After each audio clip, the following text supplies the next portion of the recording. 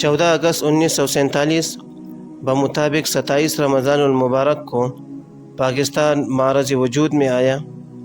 آج 14 اگست کا دن ہے اور 14 اگست کے دن کو یوم آزادی کے طور پر منایا جاتا ہے، خوشیاں منائی جاتی ہے، جھنڈے لگائے اور لہرائے جاتے ہیں، مختلف قسم کے پروگرامات منعقد کیے جاتے ہیں اور رنگ برنگی کپڑے پہن کر بچے بھی گلیوں میں شور کرتے ہوئے نظر آتے ہیں۔ لیکن سوال یہ ہے کہ آزادی کا مطلب کیا ہے؟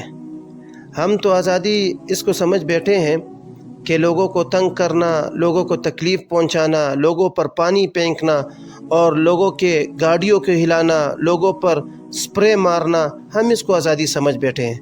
حالانکہ یہ آزادی نہیں ہے۔ آج ہمیں جو یہ آزادی ملی ہے، ہمیں اس آزادی کی اس نعمت پر شکر بجا لانا چاہیے، اللہ تعالیٰ کے سامنے سجدہ ریز ہونا چاہیے، نوافل پڑھنے چاہیے، قرآن پاک کی تلاوت کرنی چاہیے کہ اللہ تعالیٰ نے ایسی مقدس سرزمین ہمیں عطا کی جہاں اللہ تعالیٰ کی نظام کو اور رسول صلی اللہ علیہ وسلم کے طریقے پر نافذ کیا جائے۔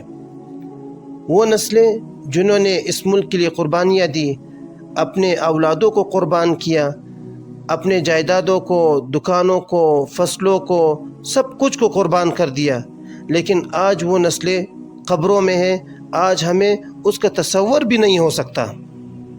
اسی لیے تو ہم ان رسومات اور خرافات میں لگ کر اپنی اصلی مقصد کو بھول بیٹھے۔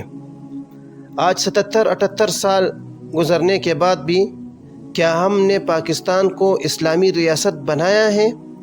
کیا ریاست مدینہ کے طرز پر دنیا کے سامنے اس کو رول ماڈل کے طور پر پیش کرنے کی پوزیشن میں ہم ہیں؟ بالکل نہیں۔ ہم نے تو اپنے ملک کو کرپشن، بدعنوانی، لوٹ مار، قتل و غارت گیری اور تعصب کی نظر کر دیا۔ تو ہمیں چاہیے کہ ہم اپنے اس ملک کو، معاشرے کو بد امنی، کرپشن، قتل و غارت اور تعصب سے پاک کریں، اپنی قوم کا، اپنے مذہب کا ایک بہتر چہرہ دنیا کے سامنے پیش کریں۔